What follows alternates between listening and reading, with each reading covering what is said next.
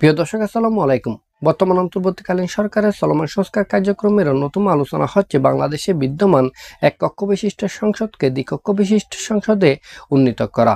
আর এই জন্য বাংলাদেশের রাজনৈতিক দলগুলো এই দ্বিকক্ষ বিশিষ্ট সংসদ নিয়ে বিভিন্ন ধরনের আলাপ আলোচনা করছেন, বিভিন্ন ধরনের সুপারিশ করছেন। বাস্তবিক পক্ষে আমরা কি বাংলাদেশে কেন দ্বিকক্ষ বিশিষ্ট সংসদ প্রয়োজন সে বিষয়টি চিহ্নিত করতে পেরেছি? যদি আমরা চিহ্নিত করতে পারতাম তাহলে আমরা সবাই বিভিন্ন ধরনের নানা ধরনের বক্তব্য, বিবৃতি, সুপারিশ না করে সবাই ঐকমত্যে পৌঁছাতে পারতাম কেন বাংলাদেশে দ্বিকক্ষ বিশিষ্ট সংসদের প্রয়োজনীয়তা সে বিষয়টি নিয়ে। এখন কথা হচ্ছে কেন বাংলাদেশে দ্বিকক্ষ বিশিষ্ট সংসদের প্রয়োজনীয়তা রয়েছে।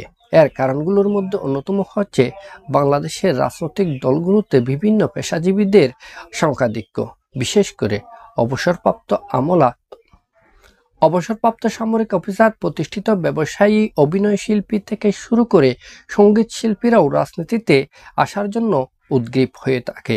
আমরা এখানে প্রতিষ্ঠিত যারা রাজনীতিবিদ রয়েছেন তাদের চাইতে আমরা সংসদে দেখেছি এই সমস্ত পেশাজীবীদের সংখ্যাধিক্য, যার ফলে সংসদ প্রাণবন্ত হয়ে ওঠেনি। এমনকি এই সমস্ত সংসদ সদস্যদের অনুপস্থিতির কারণে কোরাম পূরণ হতেও অনেক সময় দেরি হয়েছে, যার ফলে আমরা স্বাধীনতা ৫৪ বছর পার হয়ে গেলেও আমাদের নিজস্ব সংস্কৃতি, নিজস্ব কালচারের সমন্বয়ে আমরা আমাদের আইনকে আপডেট করতে পারিনি।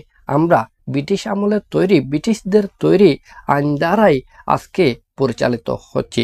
আবার অন্যদিকে যে সমস্ত সময় উপযোগী আইন তৈরি করার প্রয়োজন ছিল সেই সমস্ত আইনগুলিও যুগোপযোগী, বাস্তবধর্মী এবং টেকসই আইন তৈরি হয়নি। জগা খিচুড়ির আইন তৈরি হয়েছে। আমরা দেখেছি এই সমস্ত আইন নিয়ে যখন জনগণ প্রতিবাদ মুখর হয়েছে তা আবার ওই সংসদেও সংশোধিত হয়েছে। এর কারণগুলোর মধ্যে অন্যতম কারণ হচ্ছে সংসদ সদস্যদের আইন তৈরিতে গুরুত্বপূর্ণ ভূমিকা পালন না করা, সংসদে আইন তৈরি নিয়ে গুরুত্বপূর্ণ আলোচনা না করা।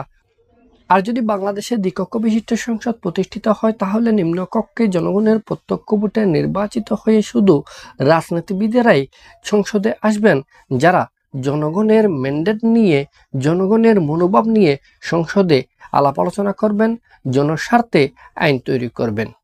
আর উচ্চকক্ষ গঠিত হবে শুধুমাত্র অবসরপ্রাপ্ত আমলা, অবসরপ্রাপ্ত সামরিক অফিসার, চিকিৎসক, ইঞ্জিনিয়ার, কৃষকদের প্রতিনিধি, শ্রমিকদের প্রতিনিধি, অভিনয় শিল্পীদের প্রতিনিধি সহ আরও যারা সমাজে প্রতিষ্ঠিত পেশার গ্রুপ রয়েছে তাদের প্রতিনিধিদের সমন্বয়ে, যাদের জনগণের প্রত্যক্ষ পরোক্ষ ভোটে নির্বাচিত হওয়ার প্রয়োজন নেই। কারণ বাংলাদেশের সংস্কৃতিতে এই সমস্ত পেশাজীবীদের প্রত্যেকেরই আলাদা আলাদা সংগঠন রয়েছে, যে সংগঠনগুলোতে প্রতি বছরই নির্বাচনের মাধ্যমে তারা প্রতিনিধি নির্বাচিত করে থাকে।